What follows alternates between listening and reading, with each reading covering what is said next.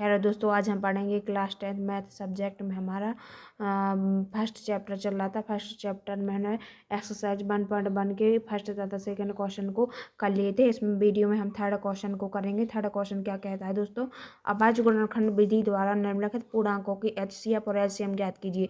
तो अभाज्य गुणनखंड विधि क्या कहलाती है दोस्तों, इससे हम एचसीएफ और एलसीएम ज्ञात करेंगे। तो आइए दोस्तों इसके फर्स्ट क्वेश्चन को करेंगे।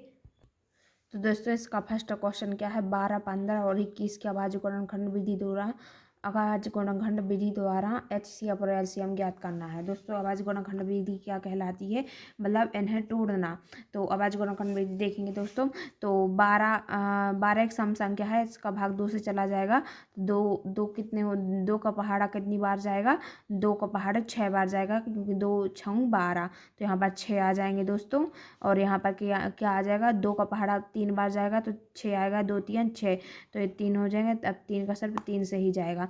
और ये 15 का किससे जाएगा दोस्तों, 3 से चलाया जाएगा। 3 5 15 होते हैं और 5 एकम 5। अब 21 का किससे जाएगा दोस्तों, 3 से चला जाएगा, क्योंकि 30 7 21 होते हैं, तो 7 एकम 7 हो जाएगा। तो दोस्तों अब 12 बराबर क्या हो जाएंगे, 2 गुणित 2 गुणित 3, और 15 बराबर के क्या हो जाएंगे, 3 गुणित 5 हो जाएंगे, और 21 बराबर क्या हो जाएगा, 3 गुणित 7 हो जाएंगे दोस्तों।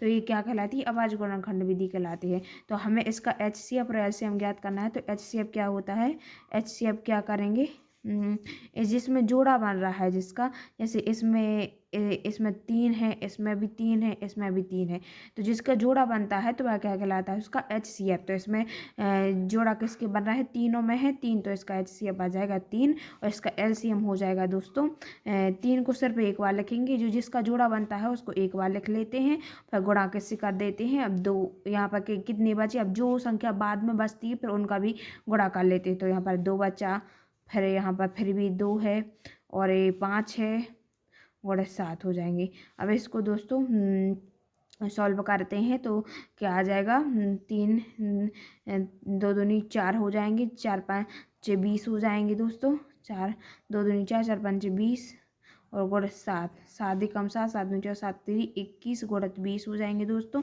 तो ये क्या हो जाएगा, 2 का पहाड़ 21 के एकम 42 हो जाएंगे, 420 हो जाएंगे दोस्तों। तो इसका एचसीएफ निकल आया दोस्तों 3, और इसका एलसीएम ने क्या आ गया, 420। इस प्रकार दोस्तों हमने इसके एचसीएफ और एलसीएम निकाल दिए। इसमें हमें क्वेश्चन में क्या है पूछा था, इसके एचसीएफ और एलसीएम पूछा था, तो हमने अभाज्य गुणनखंड विधि द्वारा इसके एचसीएफ और एलसीएम निकाल दिए। यही क्या हो जाएगा दोस्तों, इसका आंसर हो जाएगा, इसका एचसीएफ क्या हो जाएगा 3, और इसका एलसीएम हो जाएगा 420। तो इसके आंसर हो जाएंगे 3 और 420, इसके आंसर हो जाएंगे। इस प्रकार दोस्तों हम सेकंड क्वेश्चन को देखते हैं।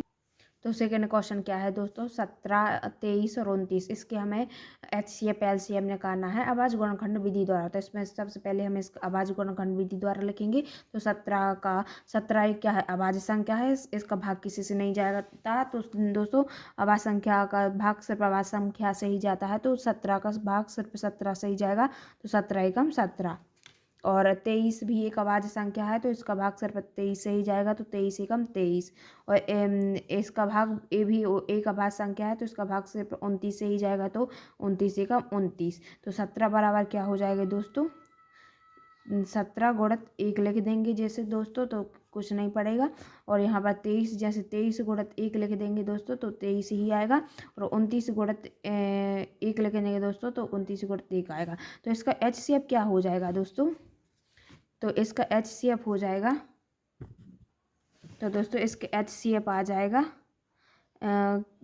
तीनों में क्या है, सिर्फ 1 है, इसके जोड़े नहीं बन रहे हैं, तो इसका एचसीएफ 1 हो जाएगा। और एलसीएम क्या हो जाएगा दोस्तों, एलसीएम हो जाएगा 17 गुणित 23 गुणित 29, ये हो जाएगा दोस्तों। तो इनका गुणा करेंगे दोस्तों, तो क्या आ जाएगा, तो दोस्तों इनका गुणा करेंगे तो क्या आ जाएगा, 11,339।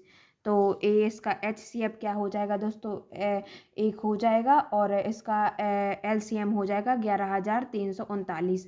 दोस्तों यही इसके आंसर हो जाएंगे। आंसर में क्या लिख देंगे, एचसीएफ बराबर क्या हो जाएगा 1, और इसका एलसीएम बराबर क्या हो जाएगा, एलसीएम हो जाएगा 11,339। इस प्रकार दोस्तों ये इसके आंसर हो जाएंगे। अब दोस्तों हम इसके थर्ड क्वेश्चन को देख लेते हैं।